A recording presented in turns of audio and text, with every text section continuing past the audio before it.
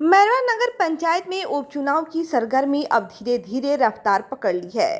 नामांकन की तिथि अब मात्र 2 दिन शेष बचा है, जिसको लेकर चुनाव लड़ने वाले प्रत्याशियों ने कागजात तैयारी में जुट गए हैं। नामांकन के 6वें दिन मुख्य पार्षद पद के लिए बबलू जायसवाल की पत्नी पूनम जायसवाल ने पर्चा दाखिल किया है। नामांकन के पूर्व प्रत्याशी पूनम जायसवाल ने ढोल नगाड़े के साथ सैकड़ों की संख्या में समर्थकों के साथ प्रखंड कार्यालय पहुंचकर सहायक निर्वाची पदाधिकारी सह बीडीओ धनंजय कुमार के समक्ष अपना नामांकन पत्र प्रस्तुत किया है। काउंटर पर तैनात कर्मियों ने नामांकन पत्रों की सूची मिलाकर अभ्यर्थी, समर्थक और प्रस्तावक का हस्ताक्षर कराकर नामांकन पत्र का रिसीविंग मुख्य पार्षद को दे दिया गया है। इस संबंध में सहायक निर्वाची पदाधिकारी सह बीडीओ धनंजय कुमार ने बताया कि मुख्य पार्षद पद के लिए एक प्रत्याशी ने पर्चा दाखिल किया है। अब तक कुल 4 प्रत्याशियों ने पर्चा दाखिल कर चुका है, जबकि NR रसीद 7 लोगों ने कटवाया है।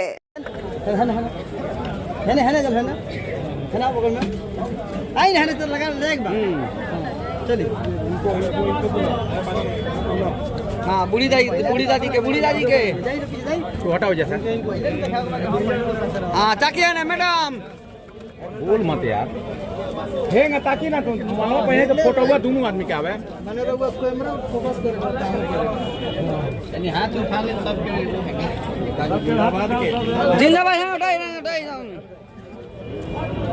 हाथ साहब हाथ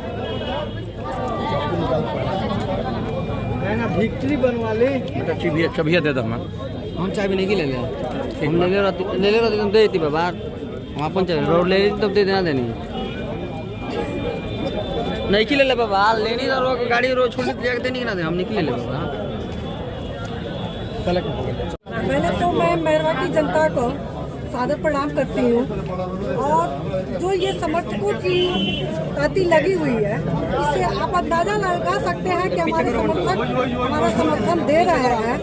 और पिछले आपने जो अध्यक्ष के प्रत्याशी जो चुनाव के चेयरमैन के नतीजे आए थे, जो जिन्होंने चेयरमैन पद को संभाला, उनका सारा विकास आपने देख लिया है, सारी जनता ने देख लिया है। तो इस बार सारी जनता हमको समर्थन दे रही है, अपना आशीर्वाद दे रही है। चुनाव हो रहा है, जनता ने मैरवा का 5 साल के लिए धनादेश दिया था। बीच में गड़बड़ी और अनियमितता को लेकर के चुनाव आयोग ने उपचुनाव कराने का निर्णय लिया। इसके लिए जिम्मेदार जवाबदेह कौन है? इसके लिए पूर्व चेयरमैन क्योंकि जो होल्डिंग टैक्स हुए, जितने भी बजट पेश हुए, सबको घोटालाबाजी करके, सबको दिखा के हमने मानती है घोटाले हुए हैं, बिल्कुल हुए हैं। अगर आपको यहाँ की जनता जनादेश देती है, अध्यक्ष बनाती है, तो कैसे जनता यहाँ की विश्वास करे कि आप घोटाला नहीं करेंगी? बिल्कुल नहीं। घोटालों का इतिहास रहा है, 20-25 बरस यहाँ जो भी चेयरमैन हुआ, सब पर घोटालों का, सब पर अनियमितता का, सब पर दलाली का, सब पर तमाम तरह के अनियमितता का आरोप है। तो आप कैसे विश्वास जनता को दिलाएंगी, बताइए? मैं ये वादा करती हूँ कि मैं सारे वर्ग के साथ सबकी आवाज बनूंगी। महिलाओं के हक की हुई, या बुजुर्गों के सम्मान की हुई, या मैरवा के विकास के किसी भी तरह का मैरवा के हित में जो भी काम है, वो मैं सारे करूंगी। अगर मैं नहीं अपने विश्वास खड़े उतरती हूँ अपनी बातों पे, तो मैं मात्र 2 साल के लिए ये समय मांग रही हूँ, और नहीं हो तो मैं दोबारा फिर इस मैदान में नहीं आऊंगी। जीत जाती हैं तो सबसे पहला विकास कार्य क्या होगा मैरवा के लिए? मैरवा की जनता के लिए जो सबसे अहम है, आज गर्मी के दिनों में जो है लाइट की व्यवस्था नहीं है, बच्चों की शिक्षा की व्यवस्था नहीं है, तो जितने भी आज तक के विकास में कमियां रही हैं, कहीं बैठने की सुविधा नहीं, कहीं पानी की व्यवस्था नहीं, इस गर्मी में ये सब की व्यवस्था की जाएगी। अच्छा, पिछले बार जब आप चुनाव लड़ी थी तो काफी आपके चर्चा हो रहा था, लेकिन कुछ मतों से आप चूक रह गई। इस बार वो चूक को कितना दुरुस्त कर चुके हैं? मैं बिल्कुल दूर करूंगी। ये मैरवा की जनता जो है वो समझ चुकी है कि किसको आगे ले आना चाहिए। एक महिला जो है आगे आती है तो वो सच्ची सेवा के साथ आती है, सच्चाई के साथ आती है, जरूर विकास होगा। ये हमारा वादा है कि मैरवा जो है एक विकासशील नगर बनेगा।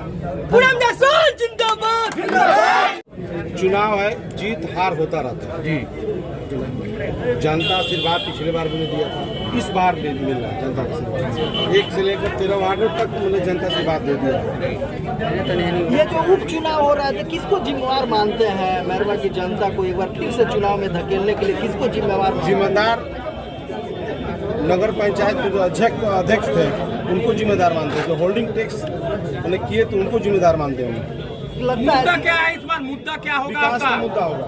तमाम नलियां, तमाम सड़कें, तमाम जो पुल पुलियां हैं आज भी जर्जर है इसी यहाँ। तरह खाली पड़ा हुआ है। जी, आज भी पैसे विकास के करोड़ नाम पे- करोड़ रुपया आते हैं, सालों साल हर साल आता है। अभी 12 करोड़ रुपया चेयरमैन के पुत्र कर रहे, हम लाए, वो रुपया कहाँ गया?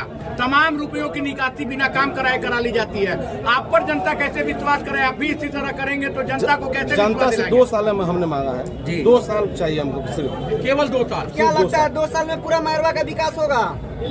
पूरा तो हम नहीं लेते हैं, लेकिन जो सामने दिखेगा विकास 2 साल में सामने दिखेगा विकास। दिखेगा हाँ। पर्चे बता दीजिए अपना। बबलू कुमार साहब।